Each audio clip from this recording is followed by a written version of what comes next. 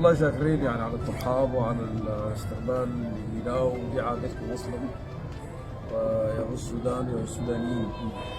وان شاء الله المصريين العامه تستمر في دعمها للنادي ومن خلال النادي للسودانيين الموجودين في كافه القطاعات. يمكن احنا في تنسيق مستمر معاكم وده عواد في الاجتماعات المختلفه وان شاء الله كل البرامج اللي ترفع علينا نتولاها ان شاء الله ننجزها طالما كانت هي في مصلحه السودانيين واخواننا السودانيين المحتاجين للدعم والمساهمه ان شاء الله. قدرنا كده انه يا اخوان والله قنصلياتكم دي دائما موجوده ودائما ابوابها مفتوحه لكم في اي وقت.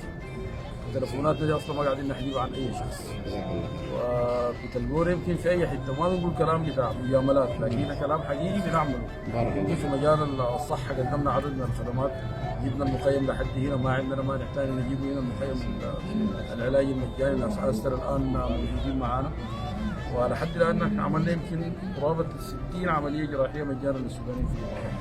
امارات راس الخيمه كان عندها حظ وفير من العمليات. المخيمات عملنا 9 مخيمات الى الان، وان شاء الله الاتفاقيه بصدد تجديدها.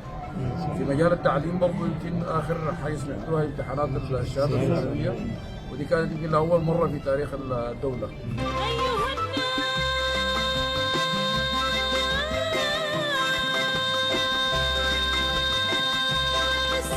الناس تصبر يا اخواننا، يعني الضرر اللي وقع على الناس كبير والاذى اللي وقع على الناس كبير، ويمكن اي شخص موجود هنا يتاذى، ولكن ده امتحان من الله سبحانه وتعالى. نحن نصبر حتى في يعني الان معاناه بعض اخواننا السودانيين من مرضى، من ناس يعني كهرباء ما عندهم، سكن ما عندهم، ده موجود، واقع موجود، ولكن ده جزء من الامتحان. نحن بنعالج فيه باذن الله تعالى، وان شاء الله ننجح في انه نعالج كل الامراض الموجوده. عندنا عدد من السودانيين الان بيعانوا، عندي قائمه فيها قرابه 30 مريض. نحن موسعين مع اخواننا في مستشفى العين انه نلقى تمويل لعلاجه.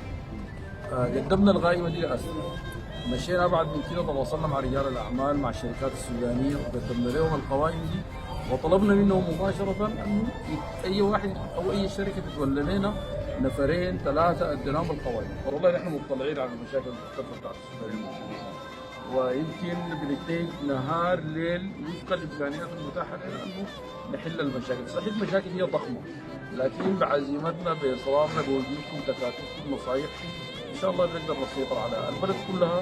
معلومه الحاله الحاصل فيها، ان شاء الله بلدنا تطلع لبر الامان، ان شاء الله بلدنا تنتصر، سوداننا ينتصر، قواتنا تنتصر، يعود السودان ان شاء الله اكثر منها واكثر قوه ان شاء الله.